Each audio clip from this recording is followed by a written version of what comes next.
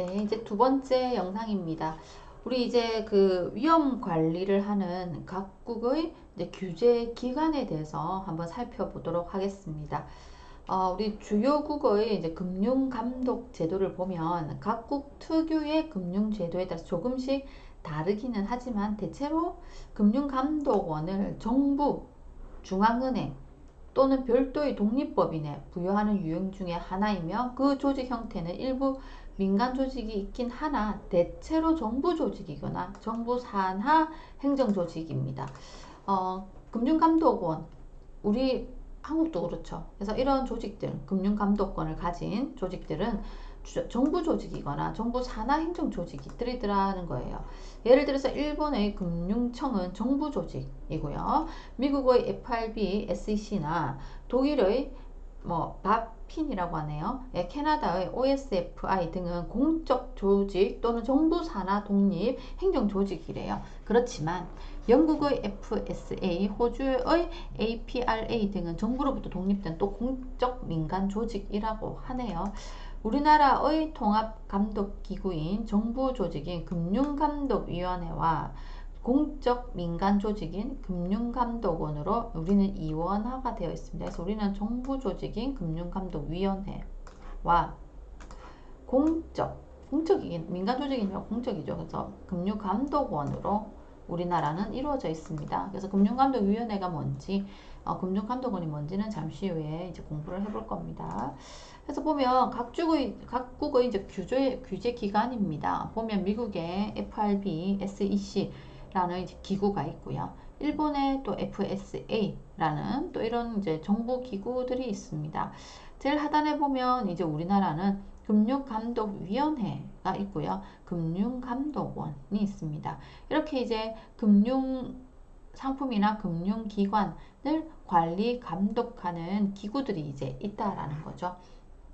이 중에서 우리는 이제 중요한 FRB, 우리가 뉴스에서 너무나 자주 듣고 있는 FRB가 굉장히 중요합니다. 그래서 전 세계의 어떤 그 금융에 대한 영향력이 굉장히 어마어마한 이제 FRB가 어떤 건지, 무엇인지를 잠깐 볼게요. FRB입니다. FRB는요, 연방준비제도이사회 로서 미국 연방준비제도의 중추적 역할이라고 합니다. 중추적 역할을 하는데요. 보시면 미국의 경제금융정책의 결정과 실행에 있어서 핵심적 역할을 하는 기구다. 특히 FRB의 금리 정책, FRB가 이제 금리 발표를 하죠. 그래서 FRB의 금리 정책은 전 세계 통화의 시세에 직접적인 영향을 줍니다. 당연히 우리가 FRB가 금리를 발표하는 날이 되면 전 세계가 그 발표를 굉장히 민감하게 기다리고 있습니다. 예민하게. 그리고 이제 그 발표에 따라서 주식도 움직이고요. 채권 가격도 요동을 칠 수도 있기 때문입니다. 주요 임무는 미국 전역의 12개 연방준비은행들을 총괄하여서 감독한다고 하네요. 또 재할인율 등의 금리 결정하고요. 지급준비율 조절도 해서 통화량 결정을 한다고 하네요. 달러 공정 할인율, 예금 준비율의 변경 및 공개 시장 조작, 그리고 연방준비권의 발행과 회수 감독 기능을 또 발행하고요. 주식 거래에 대한 신용 규제, 가맹은행의 정기예금 금리 규제 등의 권한도 가진 아주 막강한 기관입니다. 그래서 FRB에 대해서 공적 기구인데 굉장히 이런 여러 가지 관리 감독하면서 역할이 이제 많다.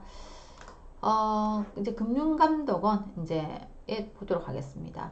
이제 우리나라에는 앞에서 봤었죠. 우리나라에는 금융감독과 금융감독위원회가 있는데요. 그 중에서 이제 우리 금융감독원 FSS부터 보도록 하겠습니다. 우리 금융감독원은요, 1999년 1월 2일 금융감독기구 설치 등에 관한 법률에 따라서 설립이 이제 되었다고 합니다. 금융감독위원회 및 증권선물위원회의 집행기구래요. 금융감독위원회 및 증권선물위원회의 집행기구라고 하는 거, 그 다음에 종전의 은행감독원, 증권감독원, 보험감독원, 신용관리기금 등 4개 감독기관을 통합하여 무자본 특수법인 형태의 기구라고 합니다. 그래서 4개 감독기관이 통합되어서 만들어진 기구, 1999년 기구고요. 주요 활동 볼게요.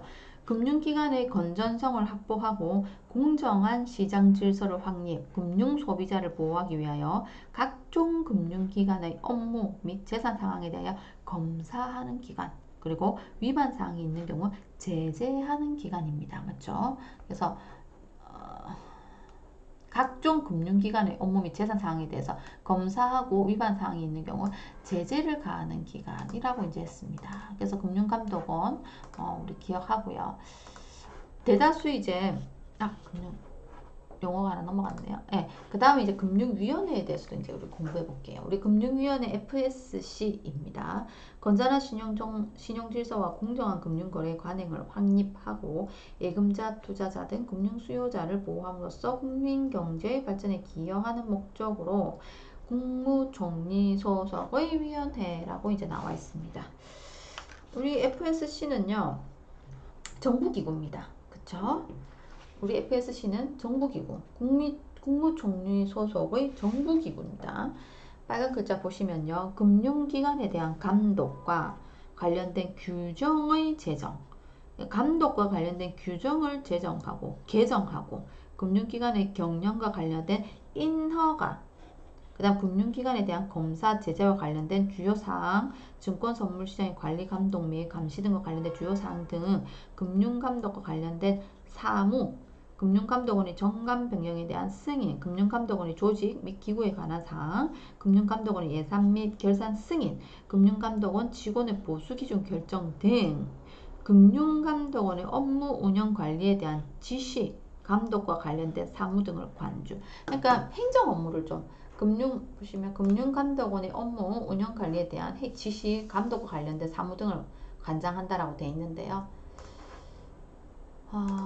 보면 이제 금융감독원은 우리가 각종 금융기관에 대해서 검사하고 제재하고 감독하는 곳이라면 금융위원회는 그 일에 필요한 여러 가지 행정적인 업무를 하는 곳입니다. 인허가라든지 정관 변경이라든지 업무 운영 관리에 대한 지시, 감독 관련된 사무, 그러니까 행정을 서포트하는, 그러니까 행정적으로 서포트하는 기관이라고 이제 보시면 되겠습니다. 정부 산하 조직이라는 거 기억하시고요. 여기까지 이제 잠깐 FRB와 우리 이제 금융감독원, 금융위원회 문제에 대해서 잠깐 살펴봤고요. 다시 우리 규제 기관에 대해서 공부를 해보겠습니다. 대다수 국가들의 금융감독기구는 금융기관에 대한 인허가권, 규제권, 통제권, 제재권 등 감독에 수반되는 권한을 포괄적으로 이제 보유하고 있습니다. 미국, 영국 등은 법에서 포괄적인 감독권을 위임하고 있고요. 특히 미국은 해당 법률에서 포괄적 금지 규제를 가하는 대신 공익 또는 투자자 보호상 문제가 없다고 판단되는 경우에는 금융감독기구가 당해 금지의 적용 면제를 정하도록 하고 있다. 뭐 이런 등등 내용이 나오고요. 그러나 일본을 제외한 대다수의 국가들의 경우 금융감독 법률 재개정권은 전통적으로 금융제도의 형성을 담당해온 행정조직이 보유하고 있는 것이 보편적이다 해서 내용들 나옵니다. 그래서 이거는 이제 여러분들께서 읽어보시면 될 것 같고요. 이 내용을 이제 보고 넘어갈게요. 이와 같이 국가 지역별로 금융기관들이 존재도 하지만 우리 이때까지 표에서 보고 설명한 것은 이제 국가 그리고 지역별로 금융감독기관입니다. 이 외에도 국제협력을 통해서 국제금융감독기구의 국제금융감독의 기구를 역할을 수행하는 여러 국제기구들도 존재합니다. 그렇죠? 우리 국제기구들도 중요하죠. 많이 들어봤던 걸 겁니다. 그래서 보시면 BIS라든지 OECD라든지 IMF 등이 대표적으로 파생 상품을 감독 규제하는 국제 감독 기관들이다 라고 이제 나와 있습니다. 그래서 이 부분을 또 한번 공부 같이 해보실게요.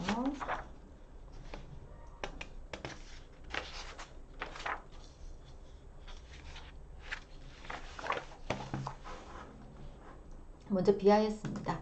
이제 BIS는 중앙은행 간 협력 증진과 원활한 국제금융 결제를 목적으로 1930년에 설립이 되었는데요.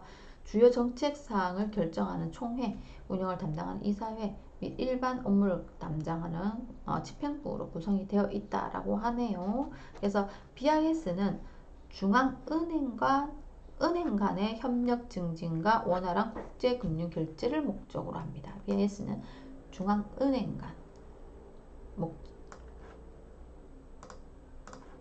은행 간의 협력과 원활한 국제금융 결제를 목적으로 만들어진 것이 BIS다라고 나와 있습니다. 밑에 IMF 보겠습니다. IMF는 통화정책의 국제협력, 국제무역의 균형 성장, 환율의 안정 감행국의 그 다음에 국제수지 조정 지원 목적이라고 합니다. 그래서 IMF가 하는 일은 또 목적이 이런 목적이다라는 거.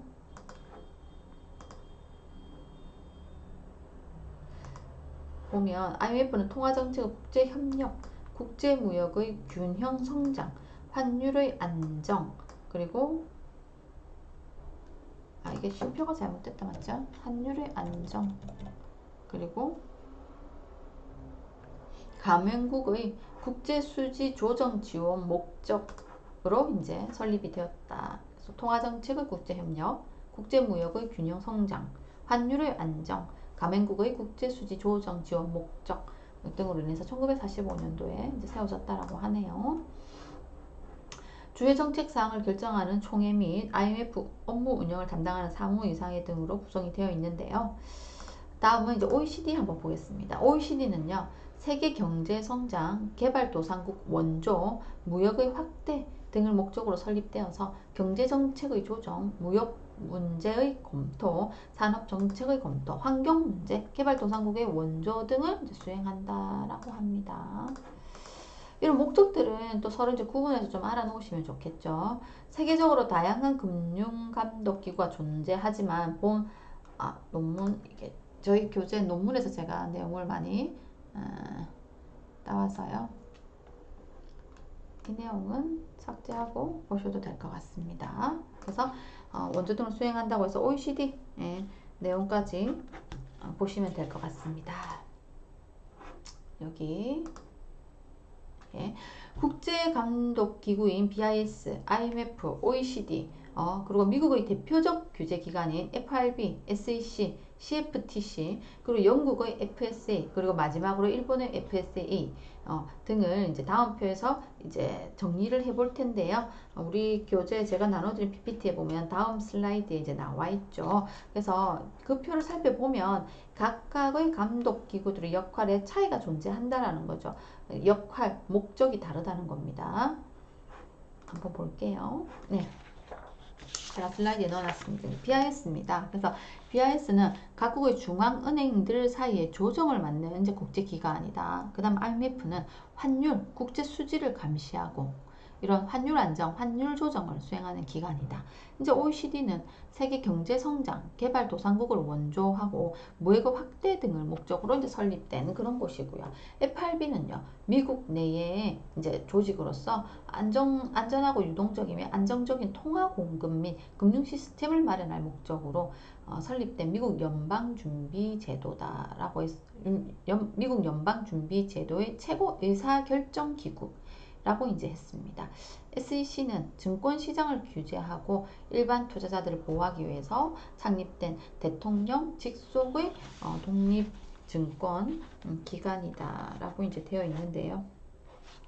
SEC는 정부기구인데 어쨌든 미국의 정부기구입니다. 미국의 정부기구고요. 그 다음 영국의 또 금융감독을 하는 곳은 FSA, 일본의 또 감독을 하는 FSA의 역할들에 대해서 나와 있습니다. 우리 이제 기억해야 될 것은 이제 BIS, IMF, OECD, FRB 정도는 구분하실 줄 아셔야 될 겁니다. 그리고요, 우리가 이제 파생상품의 위험관리 제도에 대해서 이제 살펴보도록 하겠습니다.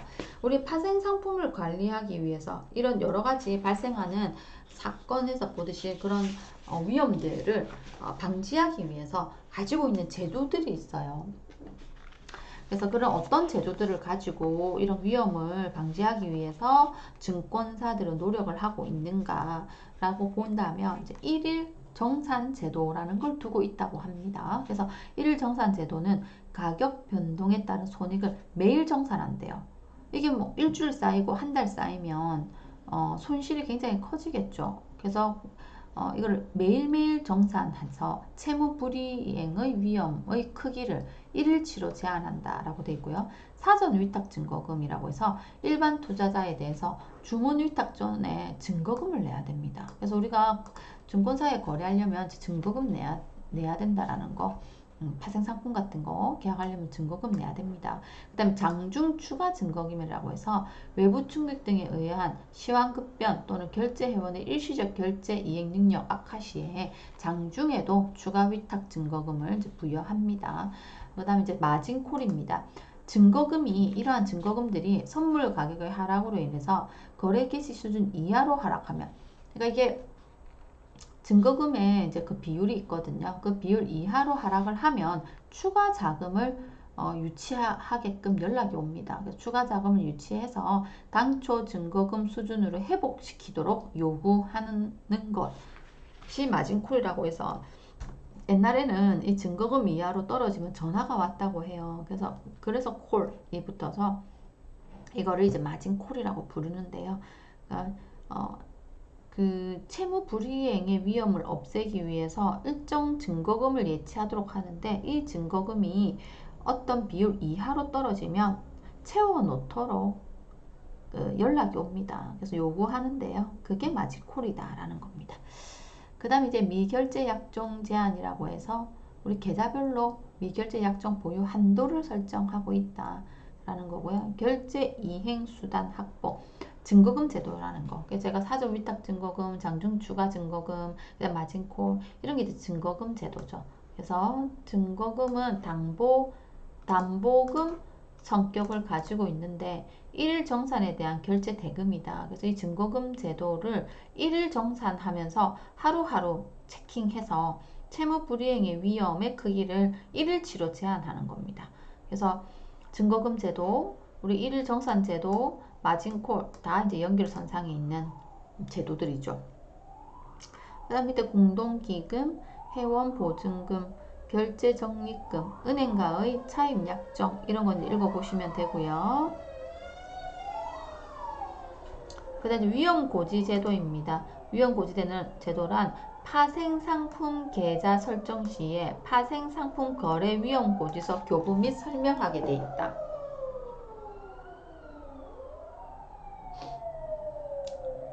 앰뷸런스 소리가 나네요. 저희 사무실 옆에 소방서가 있어가지고 저런 소리 가끔 납니다. 이제 다시 조용해졌네요. 위험고지제도 다시 볼게요. 우리가 파생상품 계좌를 설정할 때, 고객이 파생상품 계좌를 설정할 때 위험고지서를 교부하고 설명해야 되는 의무가 있습니다. 그래서 금융기관은 파생상품 거래 시에 여러 가지 발생하는 위험에 대해서 그 고지서가 있는데 그거를 교부를 해야 되고 설명을 해야 될 의무가 있다. 그리고 적정성의 원칙, 준수 의무 부과라고 했는데요. 우리 고객들과 거래함에 있어서 이제 고객의 그 성향이라든지 투자의 적정성 같은 거 이런 원칙을 이제 또 부과하고 있습니다. 고객 자금의 분리 보관이라는 게 있는데요. 고객 재산을 회원 재산과 분리하여 외부에 예치해야 된다라는 건데, 그 다음 밑에 줄 보면 중요한 내용이 나오는데요. 이것도 이제 기억해 주시면 좋겠죠. 고객 예탁금은 증권금융, 그 다음에 고객 예탁증권은 예탁결제원에 각각 분리해서 예탁한다. 그래서 고객의 돈은 증권금융에, 고객 예탁증권은 예탁결제원에 이제 분리해서 예탁함으로써 고객 자금을 분리 보관하는 게 이제 여러 가지 위험을 관리하기 위한 제도의 또 하나입니다. 파생상품의 위험관리 제도가 상당히 많겠지만 그 중에서 이제 대표적인 거 이제 살펴봤고요. 일일 정산제도, 이제 마진콜, 증거금 제도, 위험고지 제도, 고객자금의 분리보관 이런 내용들은 기억하셔야 될 내용들입니다. 이제 두 번째 영상 조금 짧게 이제 한번 봤고요. 세 번째 영상에서는 증권회사 투자 상품의 종류에 대해서 이제 살펴보는 시간 가지도록 하겠습니다. 우리 두 번째 영상도 이제 수고하셨고요. 우리 두 번째 영상에서 배웠던 거 잠깐 한번 요점 말씀드려볼까요? 우리 두 번째 영상에서는 각국의 규제 기관에 대해서 이제 공부를 했습니다. 그래서 비슷하나 각국의 기관들이 이제 역할들은 다 비슷하죠. 그래서 어떤 것들이 있는지 이제 봤을 때